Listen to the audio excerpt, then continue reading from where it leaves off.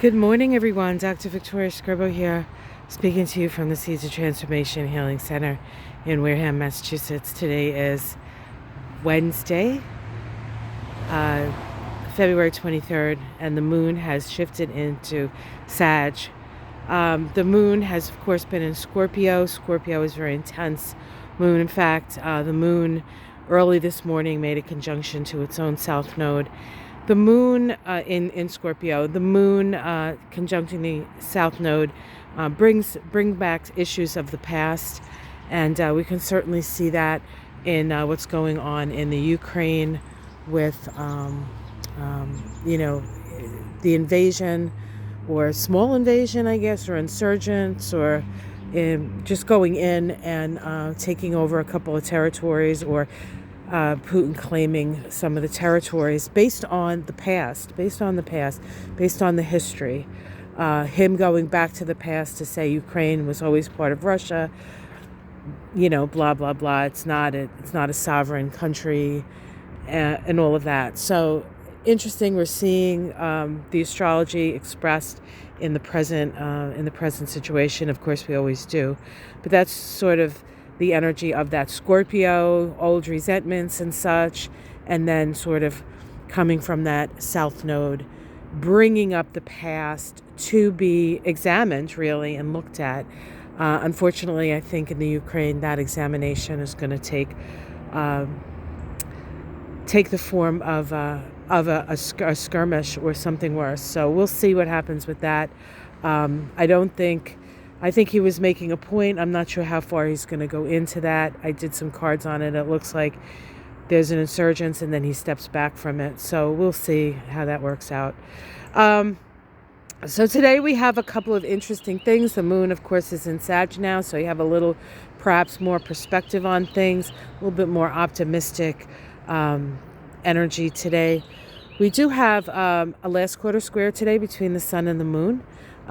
We remember that this is part of the lunation cycle that began with that new moon in Aquarius conjunct Saturn.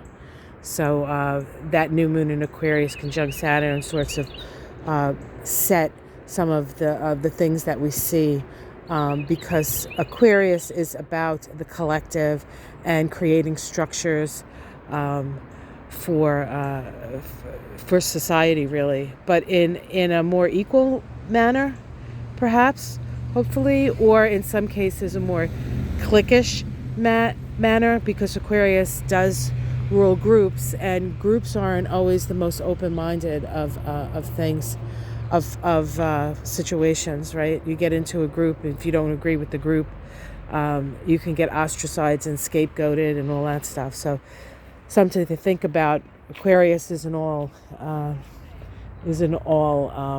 humanitarianism. It can be other things as well, elitism. It can be, that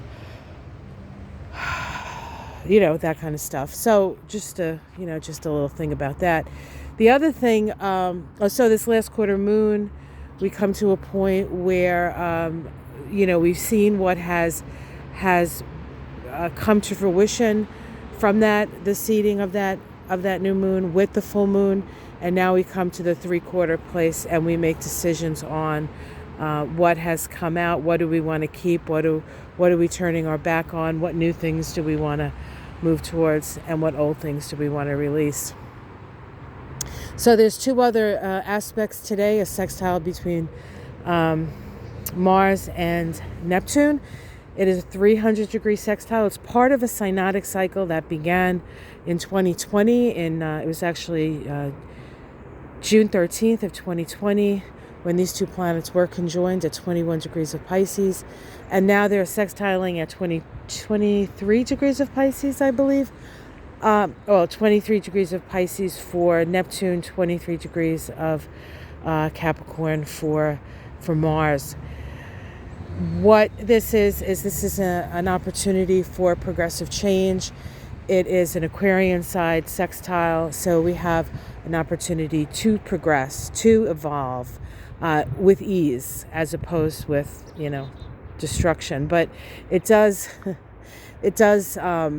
portend some aid and help. And the interesting thing is I heard this morning from Lena Rodriguez that Biden, I get my news about America from all our Australian readers, who I adore. Uh, they're so like on what's going on here. I love it. Sometimes it's hard to keep track here because it's just, I don't think we get the same kind of news. We don't have the perspective that you have when you're far away from a situation. I think it's sometimes better to see the big picture than when you're stuck in the middle of everything. But Biden signed something, $1 billion to help revive the Great Lakes. So that's sort of a Mars Neptune sextile kind of thing, because Neptune rules oceans, and the Great Lakes are actually inland seas. They're not really lakes per se, but they act like almost like mini oceans. So I think that was interesting. And there you go. There's an expression of taking an action to aid something that's going to improve the lives of many people and all the animals and all the creatures that sort of share that area. So that was kind of cool. The other thing happening today is a semi-square between Pluto and Jupiter. This is part of the synodic cycle that began in 2020 when Pluto and Jupiter conjoined 3 times in Capricorn. Those conjunctions did correspond with a rise in and a spread of the COVID virus. And so the new phase from the initial conjunction into this semi-square, new phase to semi-square, we have an expansion, and then we start to contract. And I think that what this contraction around COVID is really going to be about is that I think there's enough data coming in now for them to understand a little bit better about how to work with this energy and what is happening. Now, generally, these Jupiter-Pluto conjunctions don't always associate with pandemics. The reason that this one did was because at the same time we had the Jupiter-Saturn conjunction, which does correspond with pandemics. So back the last time when we had a Saturn-Pluto conjunction, we were just starting the AIDS crisis, 1982, just starting to understand that. So with this semi-square, this 45-degree angle between Jupiter and Pluto, things start to consolidate. But that could also be a consolidation of power. So those people who expressed themselves at that time during 2020, sort of things are going underground a bit, and they're starting to grow roots. So just be aware of that.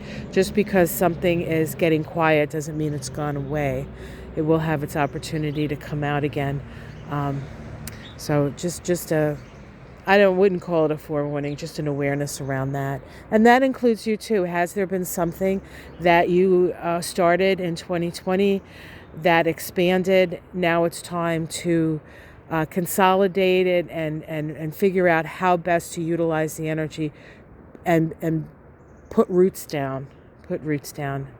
And we will see whatever is built, whatever is considered, will come out when Pluto and Jupiter make their square to one another.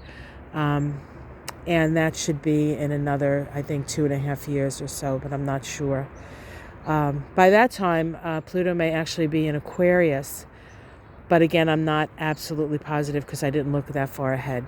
Okay, guys, I hope that's a lot of words, and I apologize if it's just a lot of detail and not a lot to look at. Oh, look, we have some... Oh, I don't think you can see them because they're far away. We have some cardinals. The cardinals this winter have been just amazing. I think it's in part because we have such a wild backyard and they can nest up there. I really like nesting in those trees. But they're sort of like poking around, waiting for me to get away from the bird feeder. So I'm going to do that for them and for myself. Have yourself a great day. Like and subscribe. Much love to you all. Namaste.